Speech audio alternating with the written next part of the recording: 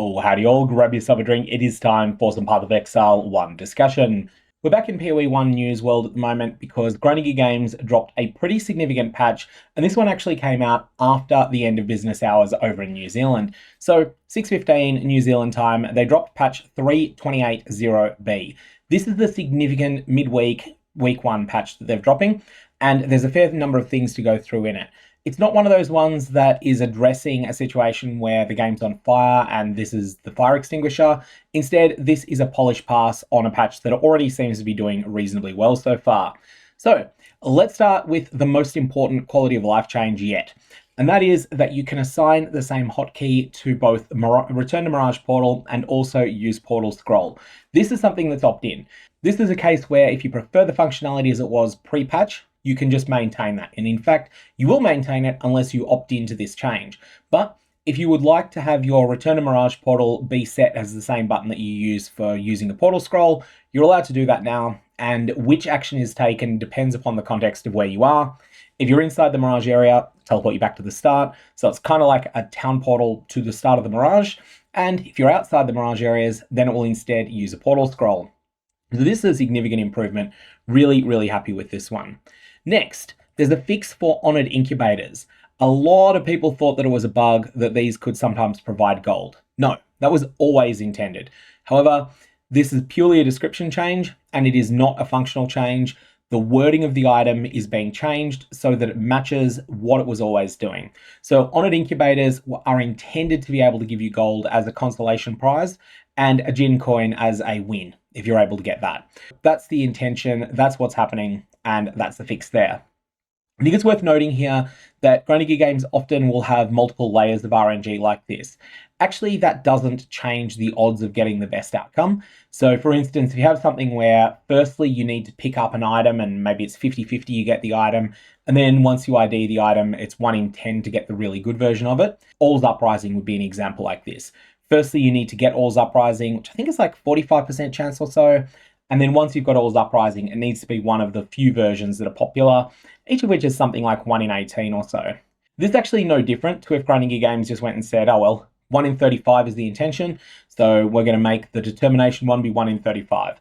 We're going to make the Wrath one be 1 in 35. We're going to make the Elemental Weakness one be 1 in 35, and so on and so forth.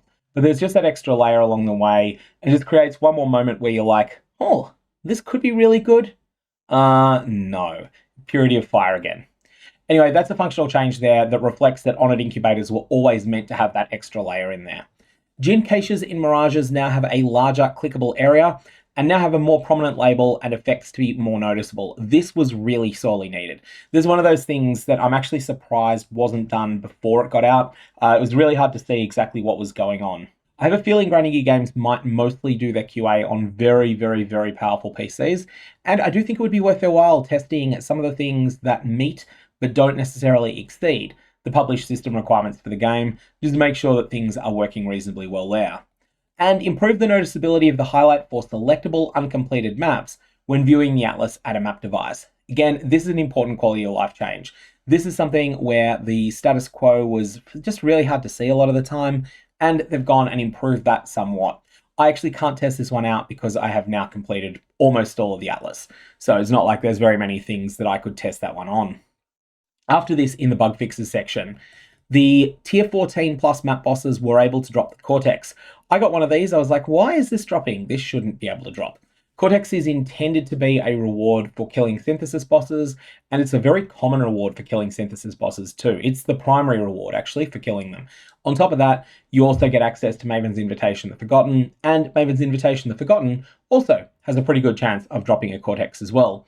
So there's a number of things there that allow you to get this item, but it was also dropping rarely, but not unfathomably rarely, from just regular tier 14 plus map bosses. Fixed a bug where the Remembered had no chance to drop certain items, Crescent Splinters and Maven Chisels, when they were spawned from a Scarab of Awakening. So this one's kind of niche, and it's now been fixed. Fixed a UI bug that was causing no end of questions. Why hasn't my 6th map device slot unlocked? So this is the one that prior to 3.28, the only way you could unlock it was by completing a tier 17 map. Tier 17 maps have been nerfed to nightmare maps, and now you need to beat a nightmare map to get this. Now, unless anything's changed, unless there's been a stealth nerf to this, if you do want to do a nightmare map the easy way, all you need to do is simultaneously use a Scarab of the Sinistral and a Scarab of the Dextral. One of these will make all of the prefixes nastier and make the suffixes turn off. The other one will multiply them the other way around. And the net effect is that you double and you multiply by 0 to both the prefixes and the suffixes. What happens when you multiply a number by 0? It's 0. And doubling it doesn't end up changing that. So if you're having trouble getting this last Scarab slot unlocked and you're running any strategy that can benefit from it, which is most, not quite all, but most strategies benefit a lot from it, then this is something you can do. And honestly, even if you're running one of the strategies that doesn't benefit from it, there's a lot of really low budget Scarabs that you can throw into any map and just get slightly better results. So you can use some very cheap Scarabs that are not in much demand at the moment that will just add a little bit of extra juice there. Fix the bug where the memory alter modifier that revives rare monsters by expending petals could do so multiple times. I didn't know that this was only intended to work once. It's only intended to work once per rare monster. Fix a bug with the black star. The arena would visibly stop rotating if the player left the area and came back. Now, this is one that I did not experience in patch 3.28. I encountered this in patch 3.27 in the late days, and it was pretty messy because I was on a not very powerful character at the time, and as one of those fights they're reasonably exciting when you can't see the ground, to say the least. You have to pay attention, split your attention both between the astral avalanche projectiles that are coming at you and also the buffs and debuffs from your attunement to either the cold side or the fire side of the arena. This fight is so much fun, honestly, when you're undergeared. Highly recommend trying it on a character that's not very powerful at some point so that you really have to play the mechanics perfectly. It's one of the best fights GGG have ever designed, but unfortunately it's tuned a bit too easy to be something that people really get to experience because normally you just delete the bosses before they do very much. Fix a bug where certain maps that have a weird interaction, so they've got specific maps on them or their Elder Guardian maps, they were no longer showing their Maven Witness status on their pop-ups. So this is a quality of life change, definitely an improvement there. The descriptive text of the Echo of Trauma, Reverence, and Loneliness now specify which specific Incarnation boss you will face in the arena. Honestly, this should have happened 2 full patches ago. It's absolutely crazy that it's taken this long, but the best time for this was 8 months ago. The second best time for it was 7 months ago, but we'll accept today. Today, the problem is at least solved. The map rucksack is now only visible in areas that have map devices. This sounds like a very specific fix to deal with something that was exploit adjacent. I'm not sure, I'm not aware of any specific exploits there, but it feels like something that could have been one of those exploit adjacent issues that they decided needed to be dealt with very, very quickly. Fix a bug where the Atlas map device wouldn't refocus on the last map run when you were using a controller. Big quality of life thing there, albeit not one that I can talk to that much because I'm not playing with a controller.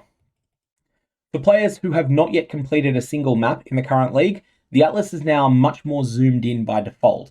I assume that this is based on feedback from newer players, people who haven't gotten to the end game and end up feeling a bit confused once they down Katava. There's undoubtedly some of those. Some people that started for the first time in 3.28 may already be exploring the Atlas, and this is undoubtedly based on their feedback. Fix an issue where another thing wasn't showing up on the currency exchange.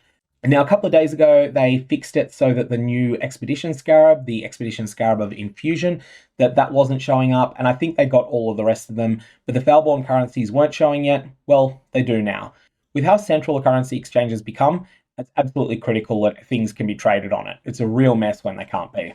There's a little bit of quality of life here for Timeless Domain enjoyers here. So Timeless Emblems will now be auto-placed into the map device receptacle when you view the Domain of Timeless Conflict on the Atlas.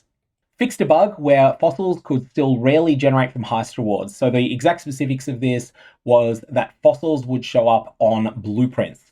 Fossils would not show up in contracts, they would show up in blueprints. These have actually been replaced by fragments, I believe, and if that's the case, that is a buff. The fragment ones are actually better than the fossil ones were, but the intention here is that fossils are almost exclusively or exclusively from Delve and from trading for them. In practice, it just means that you go and trade for them, and in practice, it means that the other things you get from Delve are now worth less, and that wealth is going back to the fossils. Fixed a weird spectre bug. Stitch brute spectres would spawn gutworm monsters if they were killed in a hideout. Next is the line that sounds extremely, extremely consequential until you read it again. Fixed a bug where increases and reductions to X damage also apply to effective auras from X skills didn't work for some modifiers on Watcher's Eye unique jewels. So there's one of those things where increases and reduction to X damage also applying to auras is such a rare stat that you're probably never going to see it on most characters, and as a result, this doesn't end up mattering most of the time. Added a display for your Hiveblood to the Womb Gift locker. This is a massive quality of life improvement. This is one of the biggest things in the entire patch, honestly, just for quality of life. Very simple, very, very important one. Fix 2 client crashes, fix 2 instance crashes, and like I said, I have been experiencing more of them post-patch than I was before, but I am the odd one out. This is not something that the subreddit's on fire or anything like that.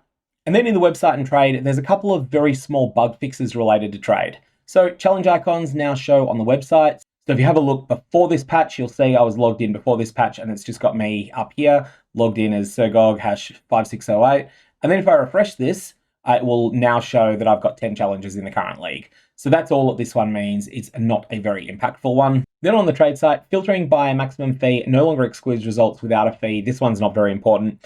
Added missing bulk exchange items. This is going to be things like the Expedition Scarab of Infusion we were talking about yesterday, also the Falbon currency, and fixed Veldo maps not being searchable by their map completion reward. And finally, I'm recording this when the patch is 5 hours old, so chances are this doesn't apply to very many of you, but if you have been logged in the entire time since this patch went live, just go back to desktop and then reload the game. Otherwise, you're not going to get this patch until you do. Anyways, that's it in terms of Path of Exile 1 news for today. The last thing I'll mention is that I did an earlier video today talking about the craft that I use to make my first roughly mirror and a quarter this league. I'll put a link to that on screen. The specific craft won't work anymore, at least not from a mass production for profit sense. Most likely there'll be other people that are competing in that market, and so you'll find that the things you need to buy for it are more expensive. What you end up selling, the end product, ends up being less expensive, and so it may not work out as well for you, but it is still something that you might find useful for finding a different niche. One where you find something that you're very good at making, that you can make in very large quantity, and that other players will definitely want in large numbers. If you can find such a niche, then that's something that could make you a lot of currency. Alternately, I'm working on a video to release soon that's just on a fairly casual friendly strategy for harvest in maps that will just constantly make you about 4 to 6 divines for every 10 maps that you run. And it's also very, very accessible. It's something that you can do on a character that barely has enough power to kill Shaper. So I'll be putting that out soon. Until then, may your Varlobs have interesting results.